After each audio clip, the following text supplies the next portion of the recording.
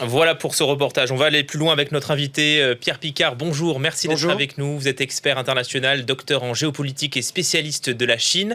D'abord, on va remonter le temps avec vous. Pourquoi est-ce que la Chine avait adopté cette loi de l'enfant unique en 1979 ? Eh bien, les choses étaient dans les cartons depuis 1970, mais c'est en 1979 qu'on a décidé d'adopter la politique de l'enfant unique qui a permis finalement de ne pas avoir 400 millions d'enfants de plus et donc de bouche à nourrir.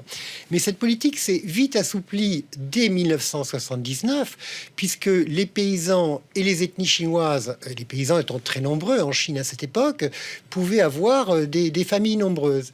Le problème, c'était surtout pour les citadins qui étaient limités à avoir uniquement un enfant, mais également cette politique s'est assouplie en 2002 et puis en 2013 où les gens pouvaient avoir au moins 2 enfants, quitte à payer une petite somme, une forme d'amende au gouvernement. Alors aujourd'hui, c'est une très bonne nouvelle, plus de liberté pour les Chinois et pour les familles chinoises. Et ça a conduit quand même à la situation dramatique. On parle d'enfants qui ne sont pas reconnus par les autorités, d'avortements forcés.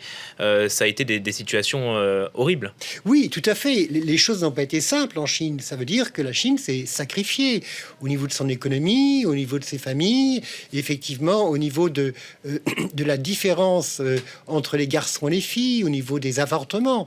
Donc c'est vrai que c'est le passé, mais c'était des choses très pénibles pour bon nombre de familles. C'était le passé, mais il y a 13 millions d'enfants illégaux.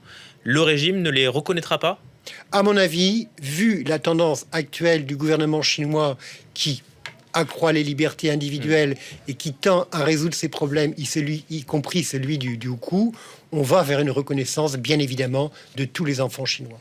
La Chine abandonne donc cette politique aujourd'hui en 2015. Oui. C'est pour quelle raison ? Un impératif économique d'abord ? Alors d'abord, c'est la justice sociale. Ensuite, c'est un problème démographique puisque la population chinoise va devenir vieillissante. Il s'agit pour les enfants célibataires, pour les enfants uniques, de pouvoir supporter les personnes âgées, leur venir en aide.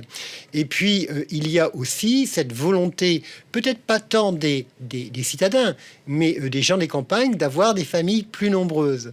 Alors, tout ceci va booster l'économie, peut-être les marchands qui vont vendre des poussettes, et tout le domaine de la puériculture, mais également cela va permettre aussi de rééquilibrer la démographie chinoise, c'est-à-dire construire plus de crèches, c'est-à-dire avoir une croissance intérieure beaucoup plus forte. Et rééquilibrer le nombre d'hommes par rapport au nombre de femmes ? Et effectivement, rééquilibrer le nombre d'hommes par rapport au nombre de femmes en Chine.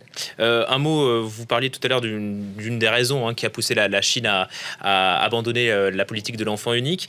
Le renouvellement des générations, il n'était plus assuré aujourd'hui dans l'état actuel. Oui. Enfin, en clair, les Chinois, surtout les citadins, désiraient avoir moins d'enfants. Il y avait toujours une demande très forte dans les campagnes et il y avait très nettement un déséquilibre. Donc cette mesure aujourd'hui vient à point et on peut imaginer qu'elle va rentrer en vigueur dès la fin de l'année. Et une autre raison, vous en parliez, c'était le financement des retraites. Vous en parliez pas directement, totalement, mais oui. c'est-à-dire qu'un enfant aujourd'hui en Chine doit subvenir aux besoins de ses parents et de ses 4 grands-parents ? Exactement. Donc là, il y avait un déséquilibre flagrant. Et donc le président chinois qui lance des réformes tous azimuts dans différents domaines a décidé de s'attaquer à ce dossier. Et on peut imaginer que il y aura effectivement cette loi qui va passer, mais derrière cette loi, il y a encore d'autres choses qu'il faut faire passer, c'est-à-dire augmenter les infrastructures, les crèches, les écoles, les universités, et puis aussi aider les familles. Est-ce que cet abandon de la politique de l'enfant unique est lié à la personnalité du président Xi Jinping ? Personnellement, je le crois tout à fait. C'est un homme exemplaire, c'est un homme ouvert, c'est un grand réformateur et je pense que l'on a là une des personnalités les plus charismatiques depuis l'époque de Mao, même si bien évidemment, on ne peut pas faire la comparaison avec Mao. Est-ce qu'on peut s'attendre à d'autres évolutions sociétales avec lui ? Oui, totalement. L'objectif est de rééquilibrer les territoires, rééquilibrer le pouvoir d'achat des Chinois et de faire une grande classe moyenne en Chine, donc de moderniser enfin la Chine aujourd'hui. Est-ce que la levée de cette restriction va pousser les Chinois à avoir plus d'enfants, à avoir 2 enfants, ou est-ce que cette politique, elle était rentrée dans les mœurs? Alors, cette politique était bien entrée dans les mœurs, ce qui n'empêchait pas d'avoir quelquefois plusieurs enfants, quitte à payer une amende. Mais bien évidemment, cela va modifier, notamment dans les zones rurales, la légitimité et la liberté, surtout de naissance, et d'avoir au moins 2 enfants. Et là, effectivement, oui, ça va modifier les choses. Je crois que la Chine va se sentir libérée. Et le principal obstacle aussi, c'est le coût d'un enfant. J'ai entendu, j'ai lu souvent que c'était très cher d'avoir un enfant. Oui, plusieurs vous savez, enfants en Chine. quand on regardait les familles chinoises il y a environ une dizaine ou une quinzaine d'années, c'était dur de les élever. Aujourd'hui, c'est quand même beaucoup plus facile. Donc, bien évidemment, un enfant a un coût, mais les Chinois aujourd'hui, y compris la classe moyenne que l'on peut évaluer à environ 900 millions de personnes, peut se permettre d'avoir un enfant supplémentaire et aussi de bien l'éduquer.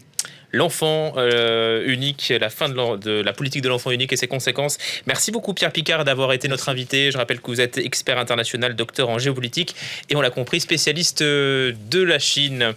Voilà donc pour ce focus. On se retrouve dans 5 minutes pour le journal de 14h30. On reviendra évidemment sur cette mise en examen du joueur Karim Benzema dans l'affaire de la sextape contre son coéquipier Mathieu Valbuena. À tout de suite.